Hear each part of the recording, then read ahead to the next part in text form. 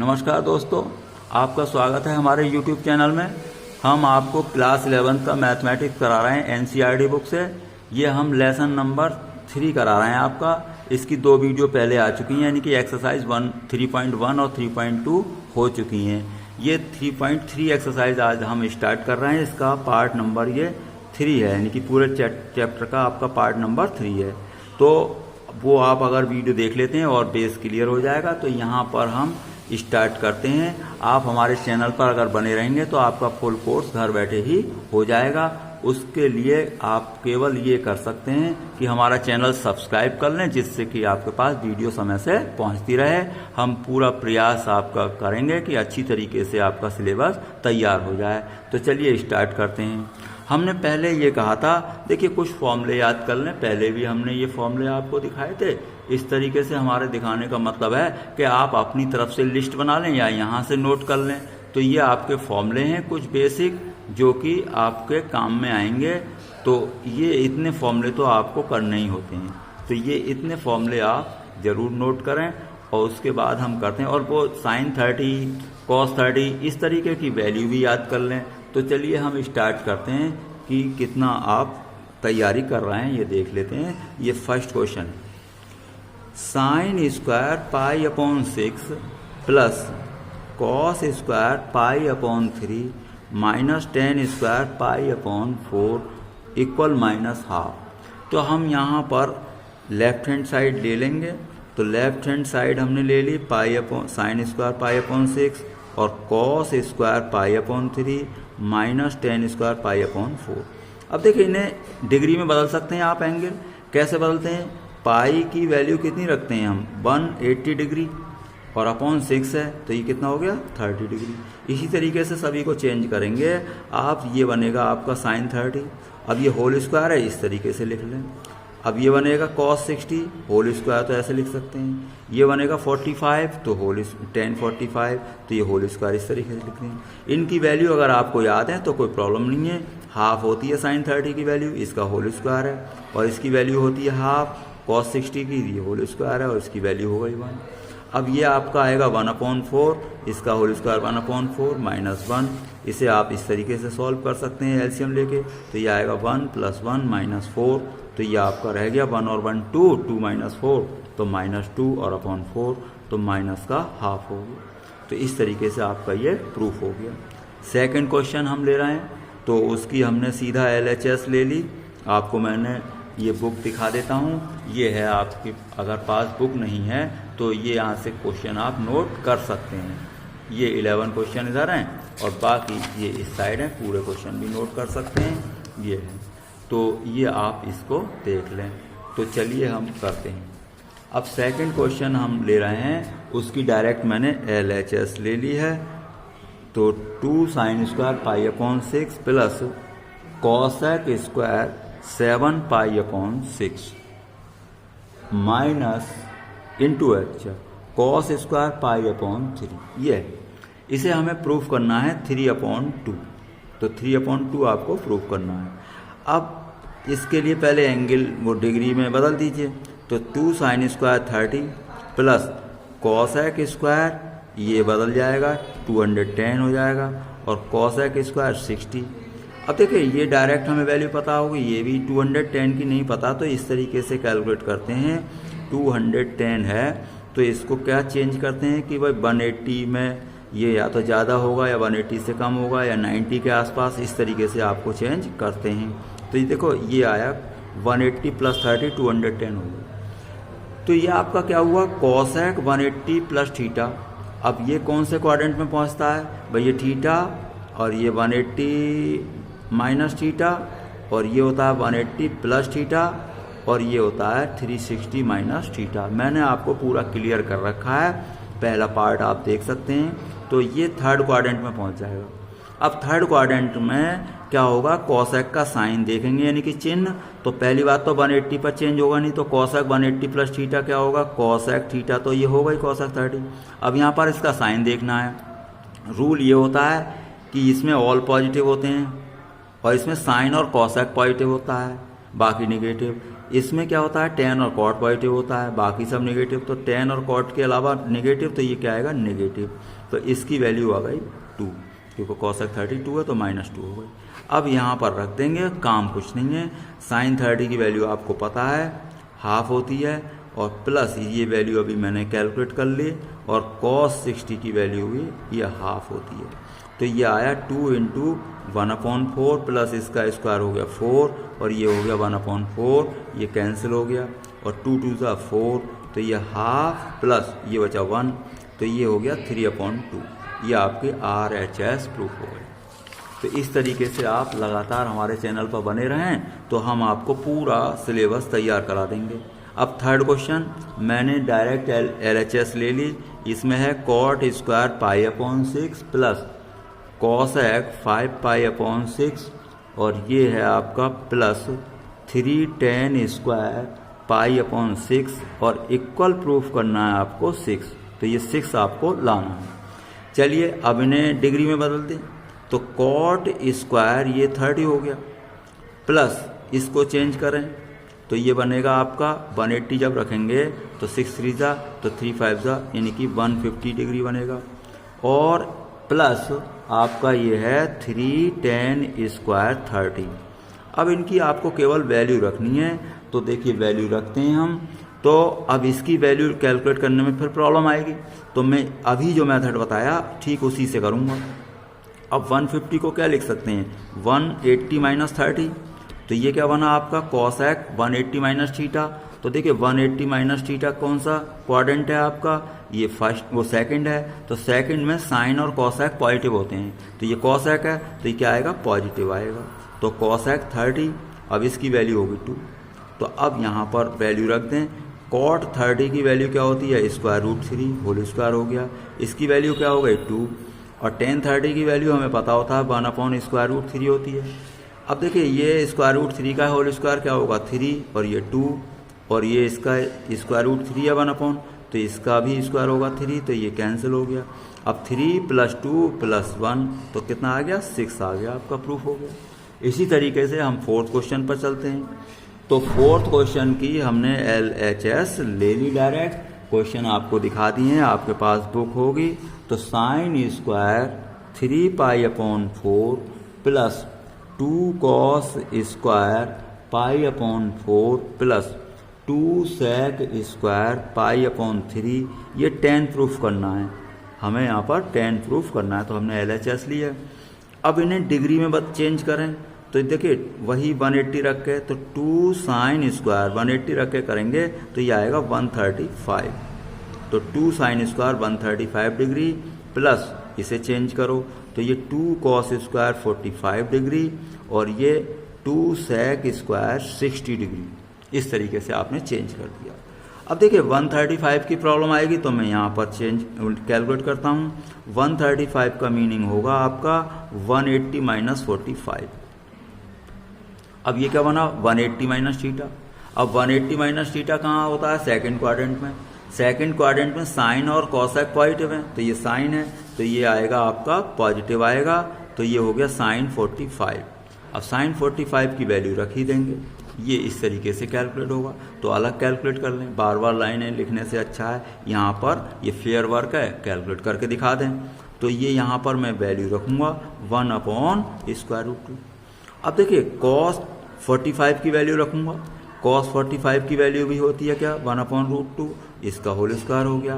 sec square 60, तो sec 60 की value होती है 2, इसका होल स्क्वायर करूँगा। अब देखिए ये कितना हुआ 1/2, ये कितना हुआ 1/2, प्लस ये आपका हो गया 2 × ये 4, इसका स्क्वायर क्या हो गया 4। अब देखिए ये कैंसिल हो जाएगा, ये कैंसिल हो जाएगा, क्या बचा 1, यहाँ भी 1, और ये 8, तो आपका कितना हो गया 10 हो गया। तो इस तरीके से ये आपका क्वेश्चन फोर्थ हो गया है। आपको जो प्रॉब्लम वैसी होती है कि भाई कुछ क्लियर और करना है, या मुझे किस तरीके से समझाना है, या कोई और भी प्रॉब्लम है, तो आप कमेंट कर सकते हैं। तो अब चलिए क्वेश्चन नंबर 5 लेते हैं हम। फिफ्थ क्वेश्चन में आपका है sin 75 डिग्री। तो इसके लिए क्या करेंगे, अब भाई ये तो हमें पता ही नहीं होता। हमें क्या पता होते हैं साइन 30 यानी कि 45, 60 और 90, ये इस टाइप की वैल्यू हमें याद रहती हैं। साइन 30, कॉस 30, इस तरह से। अब इनके अलावा जो भी एंगल होंगे तो हम इनमें इनकी टर्म में चेंज करके देख लें इन्हें। तो चेंज कर रहे हैं हम। 75 को क्या लिखेंगे आप, ये लिखेंगे आप 45 + 30। मतलब ऐसे दो एंगल में चेंज करना होता है, चाहे वो डिफरेंस करके ही आ जाए या समेशन करके यानी योग करके आ जाए।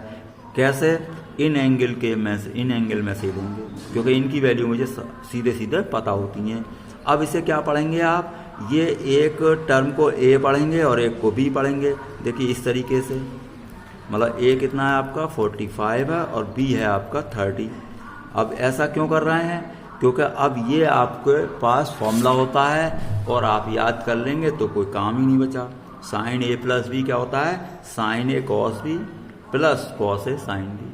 तो ये फॉर्मूला मैं यहाँ पर अप्लाई करूँगा, क्वेश्चन सॉल्व हो जाएगा। तो यहाँ पर मैंने किया sign A cos B plus cos A sine B. ए और बी की वैल्यू रख दें तो 45 और ये 30 और ये कॉस 45 और ये साइन 30। ए और बी की ये वैल्यू रख दी। अब इनकी साइन 45 की वैल्यू रख दो 1/√2 और कॉस 30 की वैल्यू होती है √3/2। इसकी वैल्यू ये होती है और इसकी वैल्यू हाफ होती है। अब देखिए इसमें 2√2 अपॉन में यहाँ भी 2√2, तो वो एलसीएम आ जाएगा 2√2। यहाँ क्या बचेगा, √3 × 1 √3 और यहाँ 1 × 1 1। तो ये आपकी वैल्यू आपकी इस तरीके से 75 की हो जाएगी। जो ये फिफ्थ का फर्स्ट पार्ट है। इसी तरीके से आप सेकंड पार्ट करेंगे। कैसे, ये 10 15 डिग्री है तो इसे क्या लेंगे आप, इसे इस तरीके से लिखेंगे। मतलब दो ऐसे एंगल में चेंज करना होता है, ये वाले। अब ये 45 - 30 करके आ रहा है। अब देखिए चाहे तो ये डिफरेंस करके आ जाए ये या फिर टोटल करके आ जाए, तो ये डिफरेंस करके आ जाएगा। तो अब हम इसमें क्या करेंगे, ये 10a - b है तो इसे मैं लिख सकता हूँ 10a - b। a को 45 समझ लिया थोड़ी देर के लिए और b को 30। अब देखिए 10a - b का फॉर्मूला भी होता है, आप अगर याद कर लेंगे तो कोई प्रॉब्लम ही नहीं है। 10a + b है, 10a - b है, तो 10a - b क्या है आपका formula, 10a - 10b upon 1 + 10a 10b। तो चलिए मैं यहाँ पर करता हूँ। तो 10a - 10b upon 1 + 10a 10b। तो इनकी आप वैल्यू रख दें तो 10a कितना, a है 45 और ये 10b कितना, ये है 30 अपॉन 1 + 10 45 और इंटू 10 30। अब देखिए 10 45 की वैल्यू क्या होती है, 1 होती है और ये इसकी वैल्यू 10 30 की ये होती है। अब ये है 1 और ये है ये। अब यहाँ पर क्या करेंगे, एलसीएम ले लेंगे। तो देखिए एलसीएम लेंगे जब ये यहाँ पर √3, अब √3 की 1 से मल्टीप्लाई यहाँ पर हो जाएगी और ये 1 बचेगा। ऐसे अपॉन में √3 एलसीएम लें तो √3 की 1 से हो जाएगी और +1, ये कैंसिल हो गया।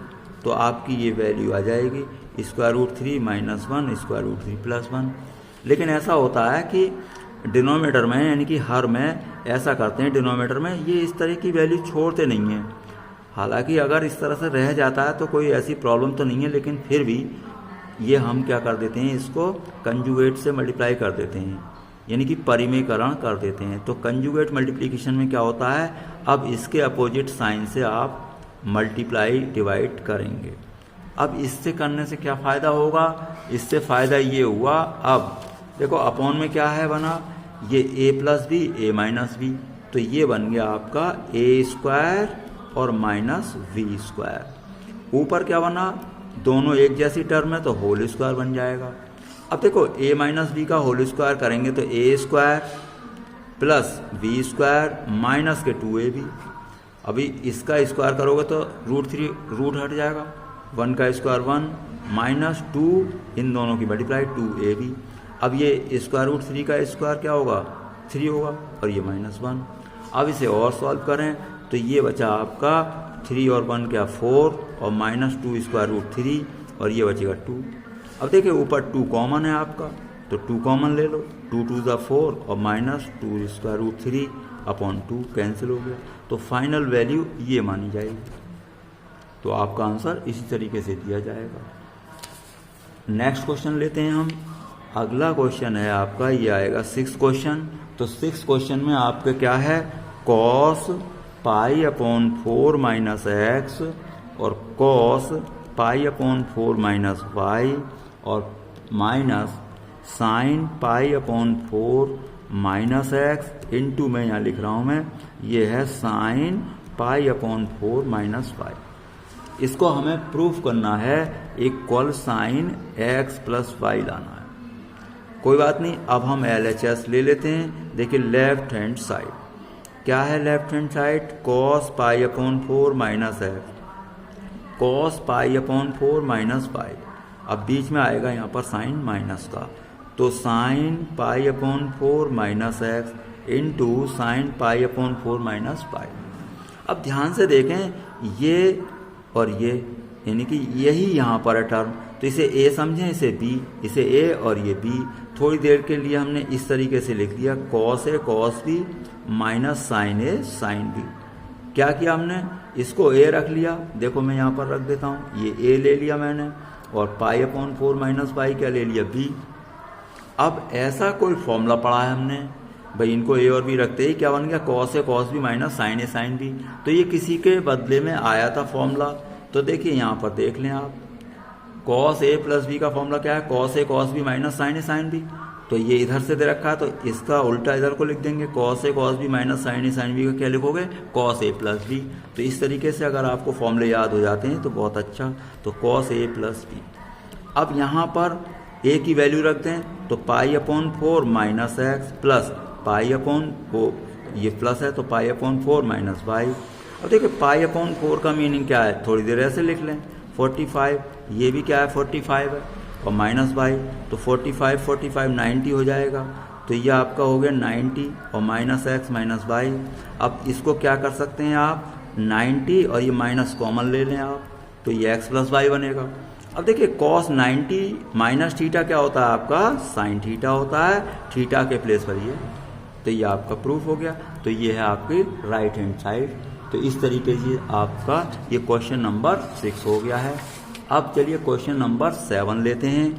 तो 7th क्वेश्चन में आपका है 10 पाई अपॉन 4 प्लस एक्स अपॉन 10 पाई अपॉन 4 माइनस एक्स और इक्वल आपका लाना है 1 प्लस 10x और 1 माइनस 10x और इस पूरे का होल स्क्वायर। ये प्रूफ करना है, कोई प्रॉब्लम नहीं है।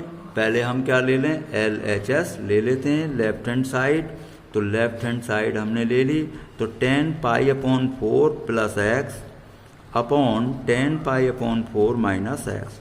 अब पाई अपॉन 4 को चलो डिग्री में चेंज कर लो, तो कितना होगा 10 45 डिग्री प्लस एक्स अपॉन में 10 45 डिग्री माइनस एक्स। अब ये क्या बनेगा 10a plus B 10a minus B.